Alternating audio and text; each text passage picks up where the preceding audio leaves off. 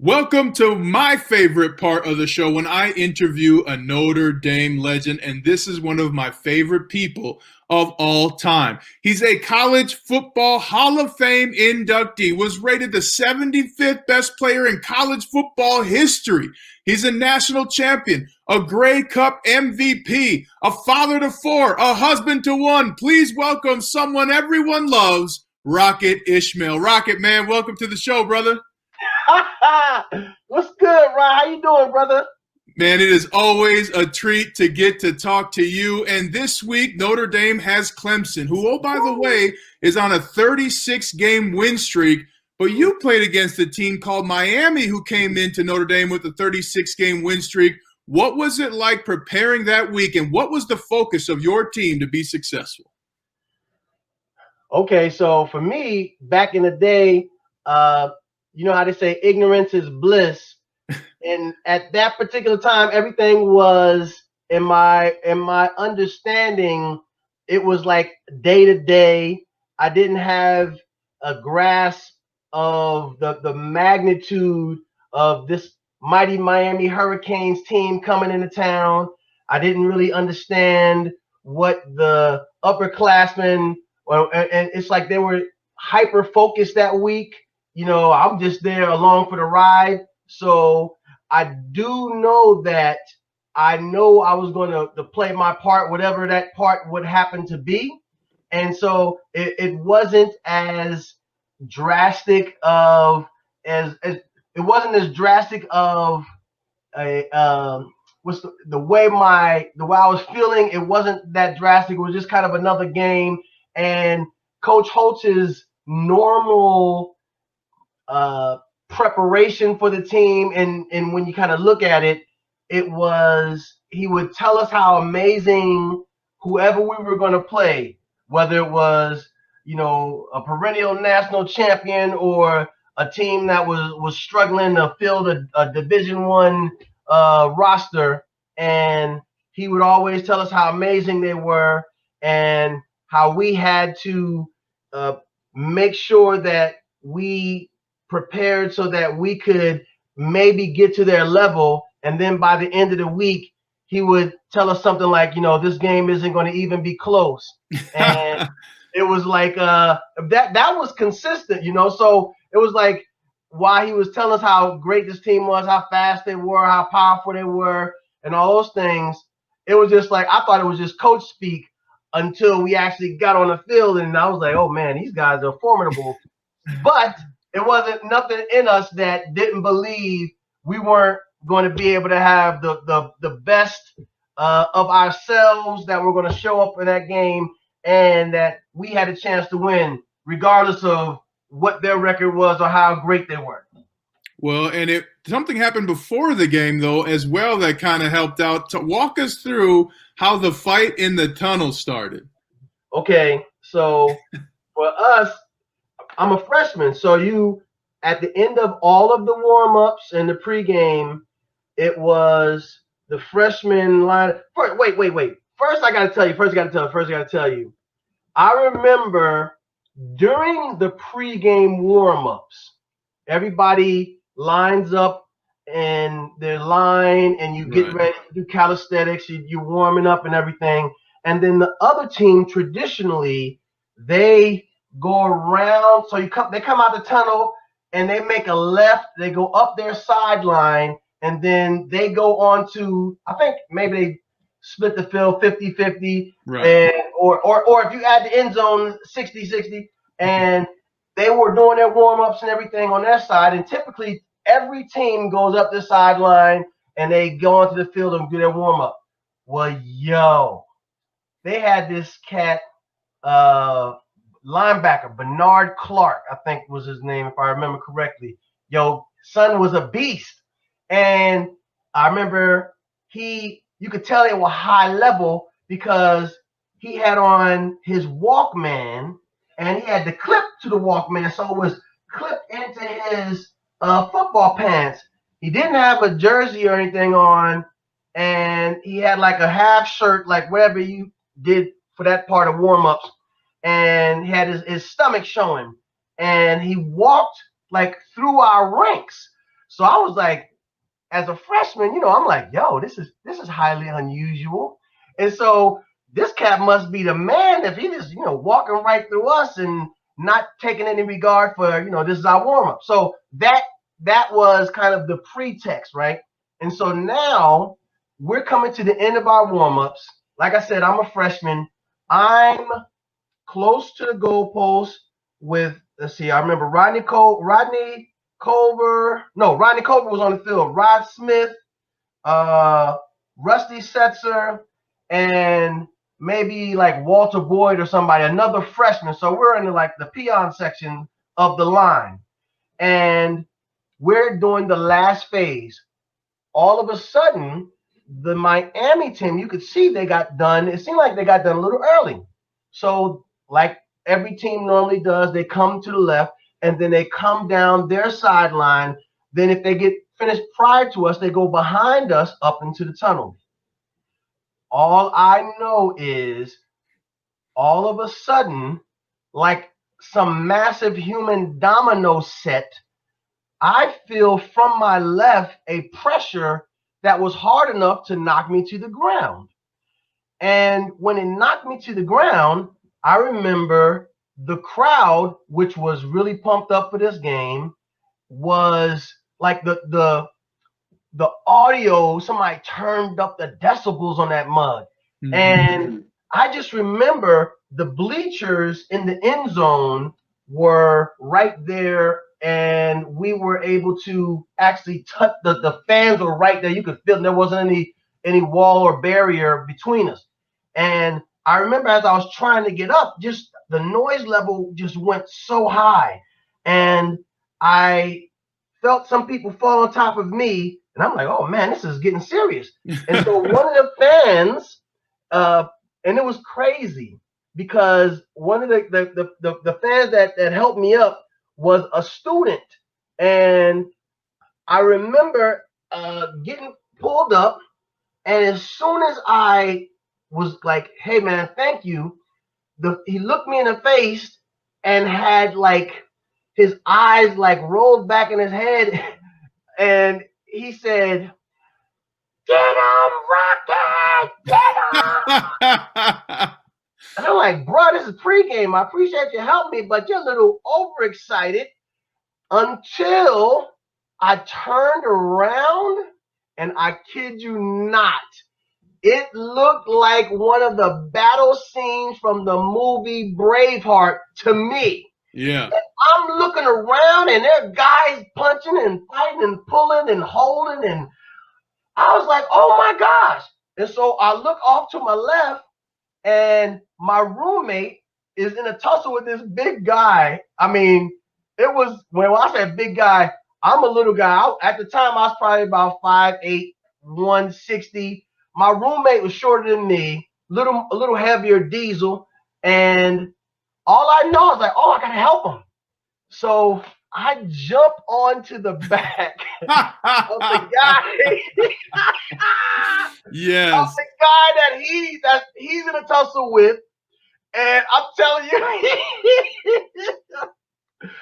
you, in comparison, I heard a comedian once say that in one scenario, the effect that physically he had on this other guy was like somebody taking a Tic Tac out of their pocket and throwing it real hard at a well. Man, that wet well's not feeling anything. That is nothing. Exactly what happened. It's like I hit a boom, nothing. So I'm like, oh, so I'm tussling, trying my best to like get off my roommate. Man, all of a sudden I feel the most authoritative strength room summer conditioning old man strength pull from the back, and I'm like, oh my gosh, this is the moment of truth. I have to go one-on-one. I'm gonna have to leave my roommate to handle this big behemoth, and I'm gonna have to turn around and go for mine. Man, I turn around, get ready to fight. Man, it was like Indiana State Trooper. I was like, he's like, get back to the locker room. I said, yes, sir. Hey, I go up in the locker room, right? Yeah. And all of a sudden, everybody starts filing in. Now this was unusual because Father Ra was right there. He was uh, giving us the blessing coming in, but after that, I didn't see anyone else as far as managers, coaches, anybody in authority. Even if normally you come up, you get last minute equipment checks, or you might meet with your coach to go over some last minute detail or something like that. Nobody's in the locker room except the players coming in. And now everybody's coming in, and it was just like you could tell there was like a sense of pride and like excitement more than normal that this team that Coach Holt was building up to be so big and bad, they tried to test us. And it's like, when you meet the challenge of a bully, you rise to the occasion. Mm-hmm. 1 minute, 2 minutes, 5 minutes, whatever the amount of time is that you're in the locker room before the game, we start looking around like, oh man, nobody's here. Where are the coaches? And then all of a sudden we started getting a little worried because Coach Holtz was really big on representing the university with class, not doing anything that's going to embarrass the university or your family. And if you broke any of those rules, and I'm not exaggerating, he would be quick. If we were in a away game and you broke some rules, you weren't there by curfew, or you late to a meeting, I don't care who you were, he would put you on a flight back to South Bend and say, I'll see you Monday when we get back into town, but you won't be playing today. Like, he was on that kind of a level. So when we didn't see any coaches in, we were like, man, I wonder if he's going to cancel this game. Or if he's writing out a list of who's not going to play. Like, so now the excitement and all the adrenaline pumping, it's like it becomes a little fearful. Man, the referee, you know how they come in, back in the day, we had the old school locker room. So it was an old beat up wooden door that was on the steps going down into the play like a champion sign and then into the tunnel. So it was like somebody knocking on an old wooden door. And it opened up. He's like, 2 minutes, coach, 2 minutes, coach. And there's no coaches in there. No coaches. I'm telling you, we are like, okay, what's going to happen? All of a sudden, you hear a door, like it wasn't a door that was opened. It was either kicked open or somebody slammed it open like they were mad. And then so we look around and Coach Holtz walks in. His hat was pulled way down and his hands were in his pocket. And he used to walk really fast. And he was let's say, slight of stature. So when he's walking fast, he's kind of bobbing up there. And he gets to a part of the locker room where we usually meet before the pregame, and he gives us last minute instructions. Got to that part, and we're kind of stuck, and he gives us whistle. And I've said it many times, only well-trained dogs and his players could hear this whistle. I'm convinced of that to this day. We go up, and he's pacing, and essentially he said this. Now I'm paraphrasing what he said. Like, men, we're proud of you. You're equipped. You're ready. You're gonna do just fine today. You're gonna do just fine today. And he mumbles a couple other things, and then he turned at the middle of the crowd, and he pointed at us, and he said, "But I want your ass to do me one favor. Say Jimmy Johnson just for me." And we were sitting there like, what the savage? Oh my God! Yeah, went nuts. We jumped up, and it was like we just ran out onto the field. It was like a confidence chaos everywhere. And we get onto the field. Turns out to be a game of the century, legendary game. We ended up winning the game, hard fought game. I mean, it was amazing. And from that day to this, that was, as far as football is my any football experience, that's my absolute favorite football memory of all time. Save Jimmy Johnson for me. What a moment and what Right. a story. Well, Rocket, before we let you go, you know, a lot of supporters of Notre Dame and givers join this show and take part in it, but also love to watch it. What did it mean to you to be a Notre Dame man during and then after your career at Notre Dame?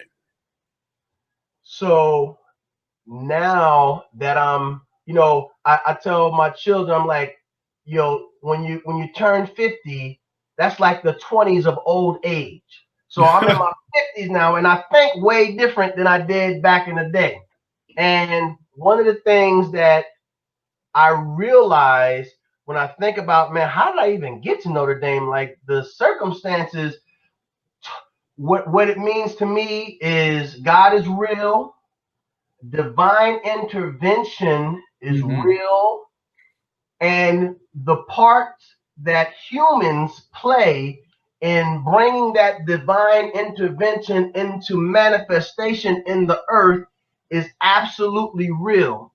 And for me to be able to have had the opportunity to be a part of the Notre Dame family, to be a part of the Notre Dame history, to be a part of just some magnificent times in the memories of people at Notre Dame, the significance of Notre Dame, the people, divine intervention, and people choosing to share with me their resources, their insights, their understanding, their guidance, putting together blueprints for me so that I could follow a map that would lead to Notre Dame. And then also the same people, speaking into my life at an age where you're forming your imagination and and the power that your imagination has.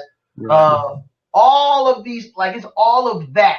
It means all of that to me. It's more than I ever imagined. And for all of us, it's like that when there's significant things that we are supposed to be a part of in our lives. I tell people life is beautiful. This world is treacherous, but life is beautiful. And in order to overcome the treachery of the world, to overcome the evil of the world, to overcome the challenges of this world, there are people that have to come along to encourage you, to inspire you, to motivate you, to give you what is necessary so that you can become the significant and partake in the significant institutions and things that you were called to before you even got here. So it's like that's for me, it's very nuanced when you say, what does Notre Dame mean to you? That's just a part of what it means to me.